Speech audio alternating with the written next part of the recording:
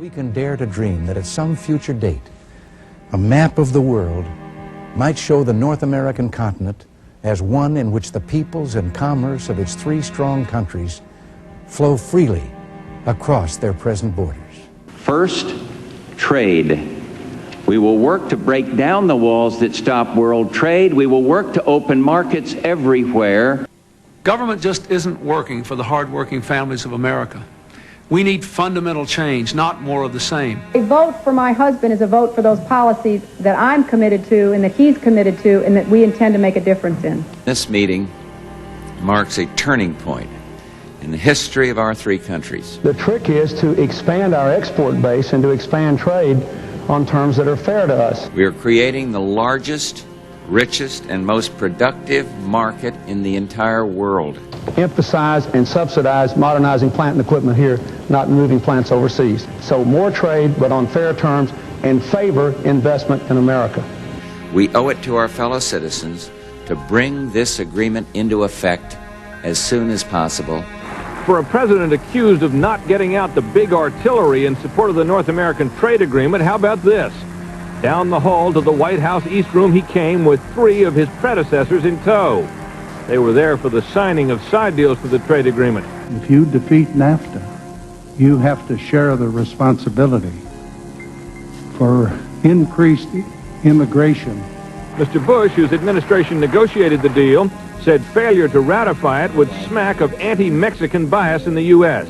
And if we fail, the losers will be those in South America, not just in Mexico, who want better relations with us. In a few moments, I will sign the North American Free Trade Act into law. This is a major choice for our country of historic proportions. A defining moment for our nation. Oh, I think that everybody is in favor of free and fair trade, and I think that NAFTA is proving its worth. We've taken particular care that our workers will be benefited and the environment will be protected.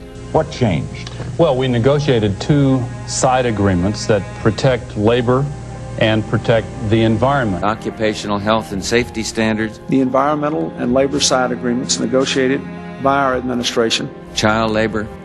Will make this agreement a force for social progress. Labor management relations. There are specific enforceable provisions related to both labor protections and higher environmental standards. And then on the environment, it includes the strongest labor standards in history. Border pollution. It includes the strongest environmental standards in history. Preventing countries from lowering environmental standards. And establish strong protections for workers and the environment. Did you see the Walmart that opened in Mexico City on the news? Largest one in the largest one in the world, if I understand it.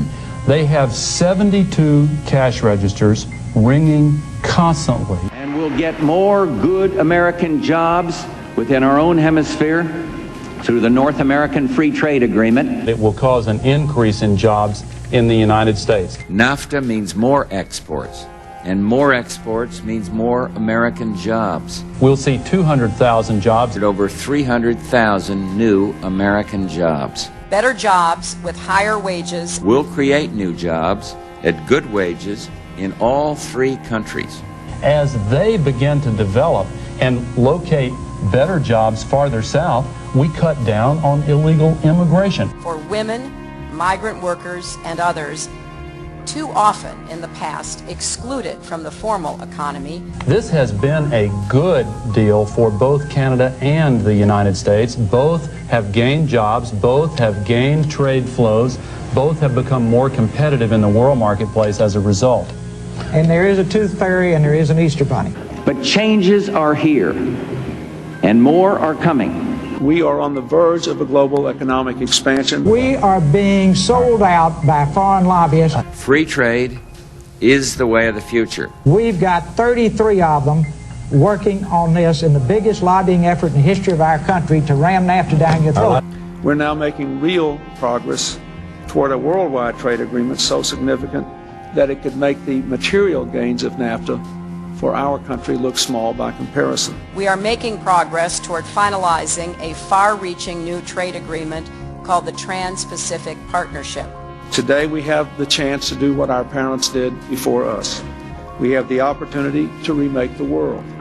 We have ratified free trade agreements with Colombia and Panama, and we've begun discussions with a new group called the Alliance of the Pacific, formed by Mexico, Colombia, Peru, and Chile. I believe we have made a decision now that will permit us to create an economic order in the world. And we must set our course for the future for free trade. Now, our next step will be to transform these regional efforts, the TPP, the EU agreement, our bilateral trade deals, into a truly global vision.